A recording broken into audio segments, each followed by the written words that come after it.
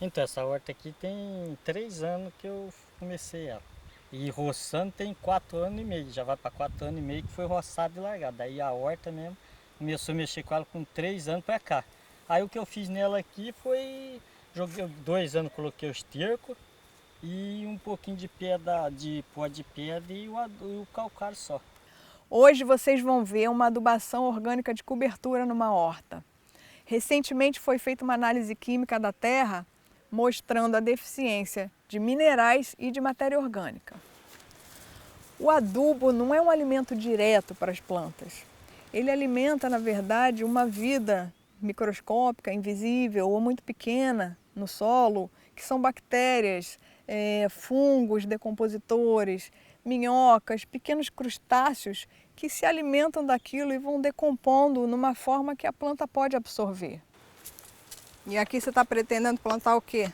Aqui eu vou plantar cenoura e beterraba nesse canteiro. Aí esse composto orgânico é para dar mais uma incrementada nesses nutrientes que estão mais deficientes. Para melhorar mais o terreno, né? Daí dá uma mais fortalecida mais.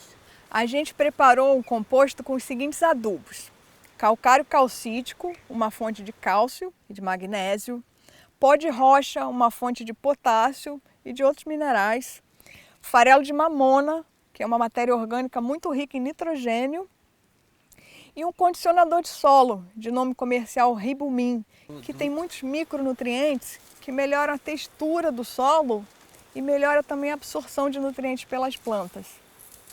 Eu achei incrível a cenoura que a gente tirou aí do almoço, porque ela estava muito grande. Sim. Normalmente cenoura orgânica é um pouco menor, então você deve ter feito um canteiro bem profundo ali, né? Eu afundei bem a terra para ela poder pegar bastante terra solta.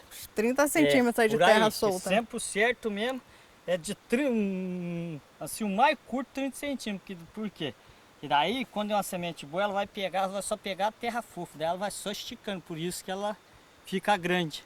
E daí ela pega bastante terra solta. Tava bem assim peneirada, porque a cenoura, se tiver uma pedrinha, a cenoura bate e desvia. Ela já divide. É isso mesmo. E a terra é bem mesmo, depois que eu corto ela no enxadão, eu misturo bem assim com a mão para me ensamear, que daí fica com areia, bem mesmo soltinho. Bem daí ela fica boa. Tava ótima a cenoura. Daí ela fica melhor para produto, negócio cenoura, essa outra também, a beterraba também é bom a gente fazer assim. Ela sempre vai pegar uma terra bem fofa, bem solta, né? Uma terra onde ela desenvolve melhor.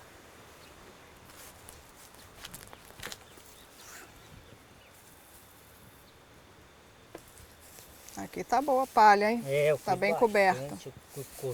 Coloquei bastante palha, que daí conserva por baixo, quando a gente moia ela, bem moiada, né? Daí por baixo ela conserva. Você repara que faz diferença? Faz, bem diferença. Você precisa irrigar menos, não é? Isso.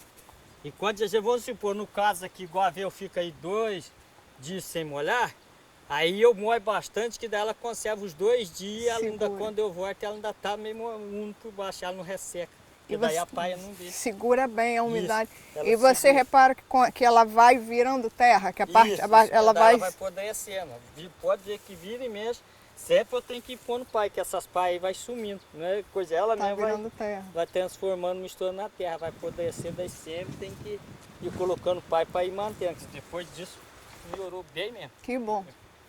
Então essa adubação de cobertura você pode fazer 2 vezes ao ano. Aí o ideal é daqui a 1 ano a gente faz uma outra análise para ver se melhorou. Se tem mais melhorou, se precisa mudar mais ainda, né? Isso. Porque assim, quando a gente faz uma adubação, a gente nunca vai corrigir para o ideal. Você tem que fazer aos poucos. Né? Para o solo ir adaptando e para a vida no solo ir revivendo ali, né? Enriquecendo. Então a gente vai fazendo gradualmente. Sei, como é que é. Então aí quando terminar a gente pode irrigar, né? Pode, que daí já é bom que já regando, ela já vai pegando na terra, já começa a penetrar na terra. Vale lembrar que todos esses processos, a incorporação do adubo na terra, a decomposição pelos pequenos seres e a absorção de nutrientes pelas raízes das plantas dependem de água. Sem água não há vida.